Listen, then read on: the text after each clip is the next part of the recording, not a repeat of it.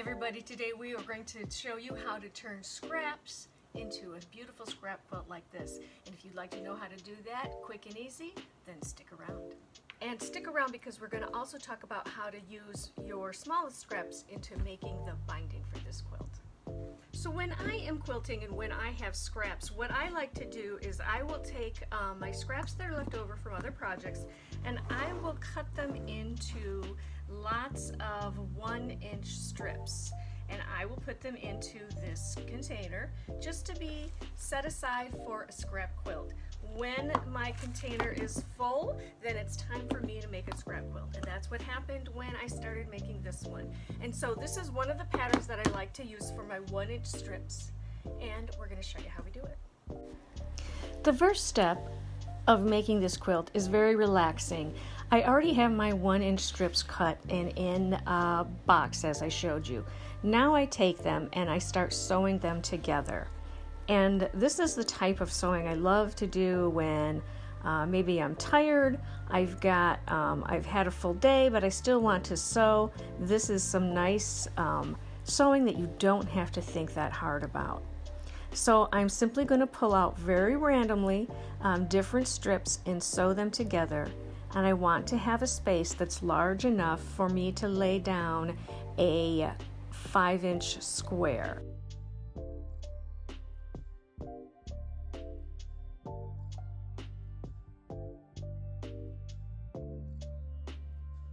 For this project, I'm going to use triangles on a roll, and I'm going to use the 4-inch triangles on a roll size. So what I'm going to do is I'm going to unroll some of my paper and I'm going to cut it apart so that I have one square that I'm going to use at a time. So I'm going to cut it apart on the solid line, and now I'm going to cut it on a solid line once again so that I end up with one square at a time that I'm working with. Now the black squares of fabric are going to be cut exactly the same size as our papers from triangles on a roll. Now taking one of my strips, my sets of strips, I'm going to press them before I do the next step. I like to use my mini iron right next to my sewing machine. This is a good project to have this set up on a small pressing table right next to you, if possible.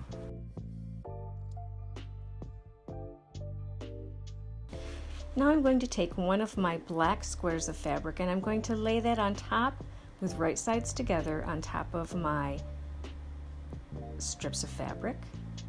And then on top of that, I'm going to lay one of my squares. Now I'm very perfectly positioning this so that the strips are running from point to point. Now I'm going to trim all the way around, cutting directly on the edge of the paper so that we have the block measuring exactly the size we need before we put it into our sewing machine. Please hit the like and subscribe button, that way I'll know you would like to see more videos like this one. And you will see the dotted lines on the piece of paper. You are going to sew on those dotted lines.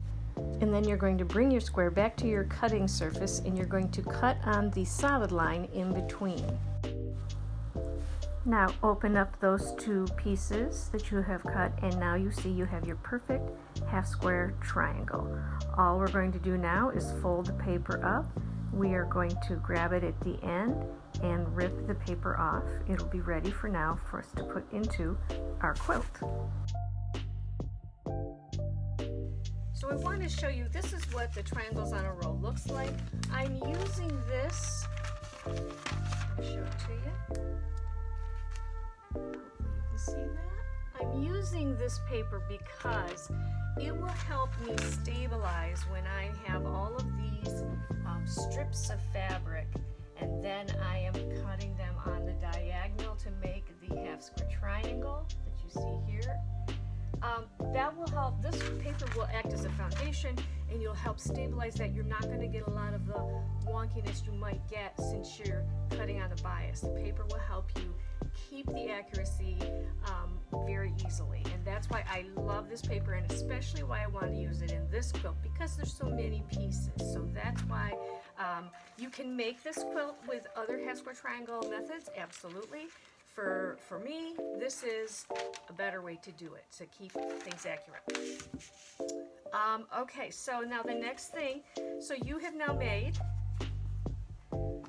many of these half square triangles. They are half stripes, half black.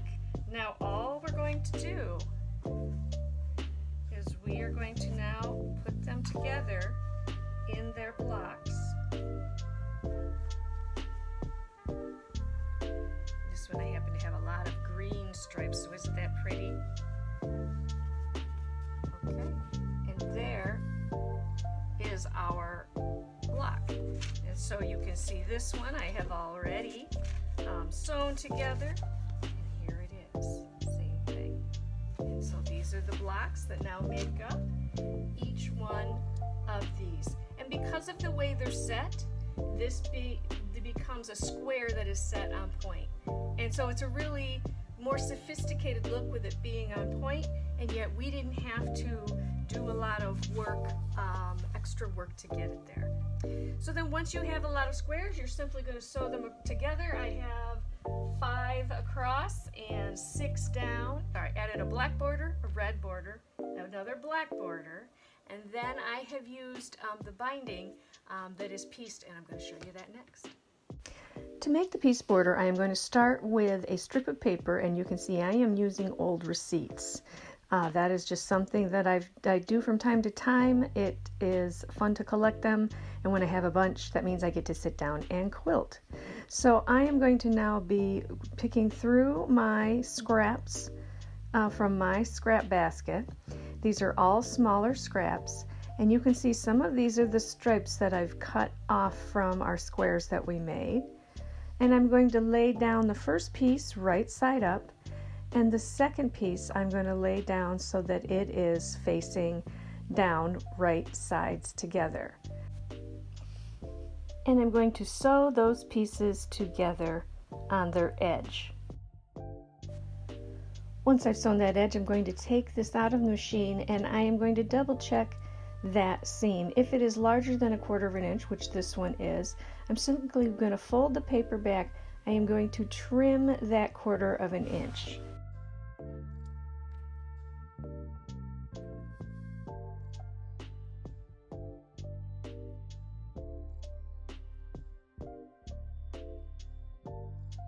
I have now taken it to the iron and I have pressed it, and you can see that those were the 2 pieces as they have been sewn and pressed.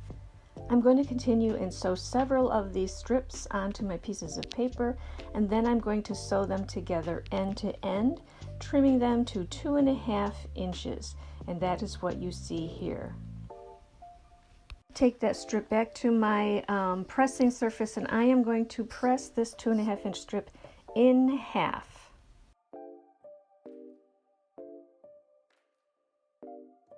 This is now creating the binding that I'm going to be using to sew onto the edge of my quilt top.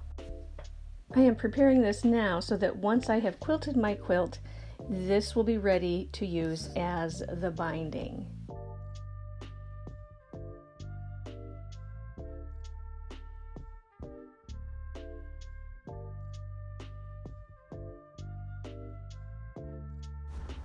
Now that I've created my binding, in order to keep it organized, I am going to use this is a binding wheel from Purple Hobbies, and I simply am going to use it to wrap my binding onto. The beauty of this tool is that once you have your binding rolled onto it, when it's time to sew the binding, you can set this next to you and it will very easily come off into your hands as you are sewing the binding on. This will allow you to eliminate the mess of having feet and feet and feet of binding that you have over your shoulder or wadded up next to you. This just helps you stay more organized. I will line up the raw edges of the binding to the raw edges of my quilt, and I'm going to sew this on just like I would any other binding. And now that I have my binding sewn to the edge, I'm simply going to turn it to the back side, and then that is how I will start whip stitching it on the back side to finish it. And this is what your binding will look like when you're done with your pieced binding.